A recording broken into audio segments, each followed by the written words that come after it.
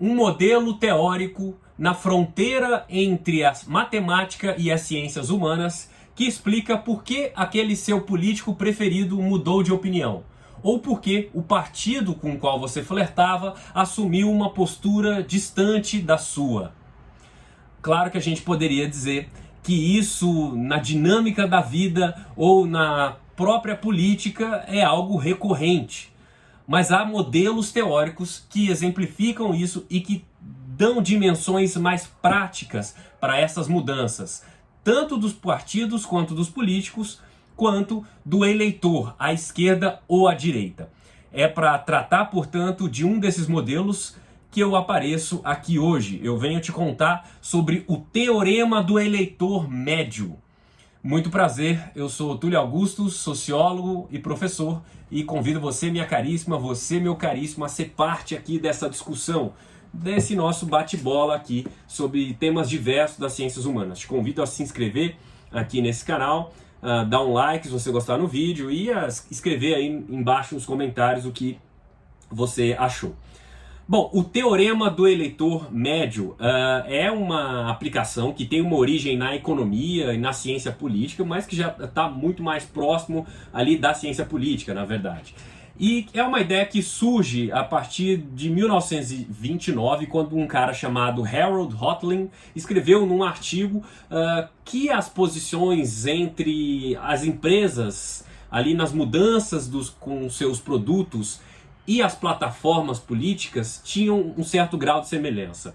Ele mostrou ali que as alterações dos produtos feitos pelas empresas e das plataformas políticas tinham uma certa semelhança ali no ajuste de conquista, seja do consumidor ou do eleitor.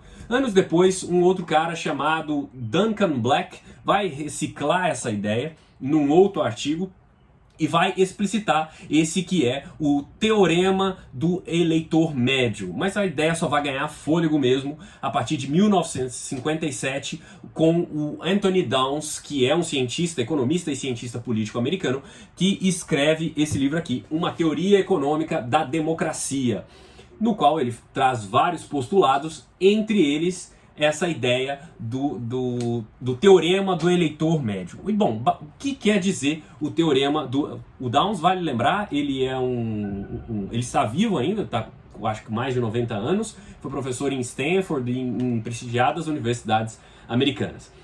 E eu ainda quero voltar a falar desse livro em outros aspectos, hoje é só um trecho dele.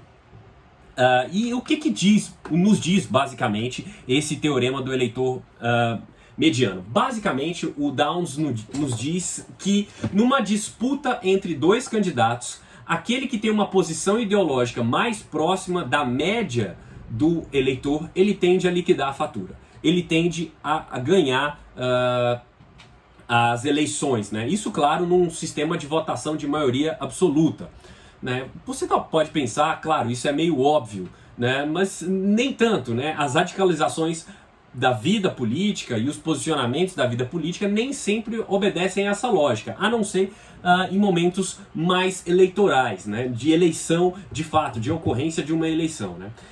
O modelo dele diz assim: imagine uma linha com 10 faixas de posição, né, de 1 a 10, sendo o 1 a extrema esquerda e o 10 a extrema direita.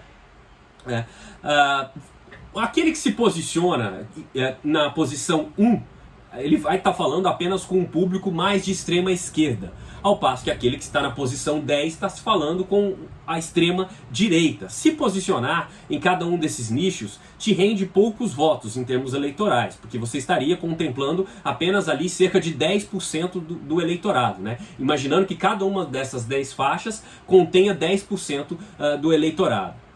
Essas posições, né, tendem a ser rejeitadas, né, quando você tem dois candidatos, porque eles tendem a migrar para o centro, porque eles tendem a tentar abranger um maior leque de eleitores, né, e as posições 2 e 9 também só abraçariam aquelas mais imediatamente laterais, né, novamente só contemplando os eleitores mais do extremo. Portanto, sobram as faixas 5 e 6, que seriam aquelas mais vantajosas, aquelas mais ao centro, e para as quais convergiriam os candidatos em busca de uma maioria numa eleição. Não é? Esse modelo em linguagem de economês, né? Lembrando que esse modelo tem origem na economia, ele nos diz que os candidatos que têm uma cesta de oferta de bens e de serviços mais próximos das expectativas e das vontades do eleitor médio tende a ganhar. Essas faixas 5 e 6, essas posições mais centristas, abocanham maiores parcelas do eleitorado, né? E isso explica por que durante uma campanha os políticos tendem a ir mais para o centro, né?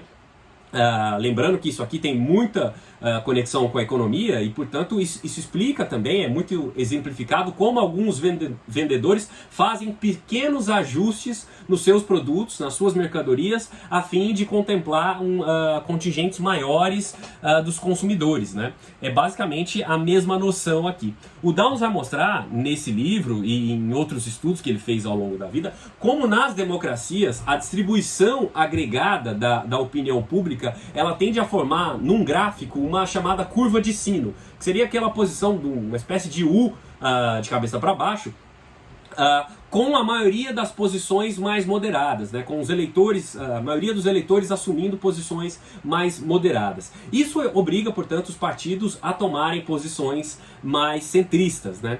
Esse modelo, claro, ele tem alguns pressupostos. Primeiro, ele pressupõe que se está falando de uma votação majoritária e com maioria absoluta. E ele pressupõe também, claro, que se esteja falando aí de um ambiente no qual os eleitores escolherão pelo menos uma das opções disponíveis. Não é? É claro que há aplicações para esse modelo, há novas versões para esse modelo em eleições não diretas, né? Quando você eventualmente tem eleições não diretas. E esse modelo também, nessas variações, explicam que o parlamento tende a legislar, a governar também para as maiorias, né? Tentando contemplar esse maior espectro de eleitores e tudo mais.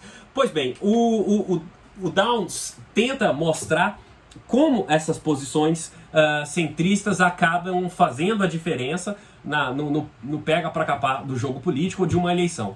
Invocando exemplos do Brasil recente, a gente poderia, por exemplo, lembrar que foi só quando o Lula, por exemplo, escreveu a Carta ao Povo Brasileiro, já na corrida eleitoral em 2001, foi que ele obteve maior acesso a fatias do eleitorado e, portanto, se elegeu o presidente. Da mesma forma, o Jair Bolsonaro, durante a campanha em 2018, abandonou, pelo menos no discurso, muitas das suas posturas mais radicais do passado, se dizendo convertido, por exemplo, ao Bolsa Família, ao qual ele rejeitava bastante antes, renegando algumas opiniões dele de fechamento do Congresso e de locupletação do STF, né, de alterações na estrutura do STF. Enfim, são exemplos práticos que mostram como durante a campanha os candidatos tendem a abrir mão de posturas mais radicais, porque o objetivo é converter um maior número de eleitores e, portanto, para falar com o maior número de eleitores, eles precisam renegar essas posições mais ideológicas e mais extremistas. Isso aqui é uma breve apresentação do que vem a nos dizer o teorema do eleitor médio, que é uma composição da economia e da ciência política para mostrar esse comportamento médio no eleitorado durante eleições. Se você gostou desse vídeo, se entendeu um pouco mais, não deixe de dar um like aqui, se inscrever no nosso canal e aparecer aqui para novas conversas. Um abraço e até a próxima.